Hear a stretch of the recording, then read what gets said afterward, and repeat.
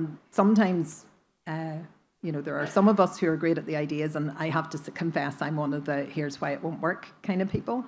And one of the principles of design thinking is that we should separate those two things. That the ideas people work much better when there isn't somebody sitting beside them going, here's why it won't work. If they're given the space to have their head and think creatively and get into that real blue sky thinking, they can go much further and much better. And if you're working in in this kind of world, they'll send you off to a separate room to do your blue sky thinking, to let you come up with all of that mad stuff.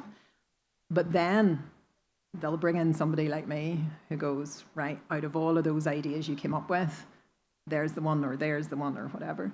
But I think it's important for us, when we're thinking about what we should do with our farm or coming up with new ideas, how about we give ourselves the space to think really creatively? How about we allow ourselves to imagine what if and get really out there? Imagine what you would do if you knew you couldn't fail.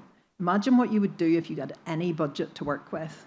Imagine what you would do if you had, all the time in the world and a big team of resources. What would you do then? What would that look like?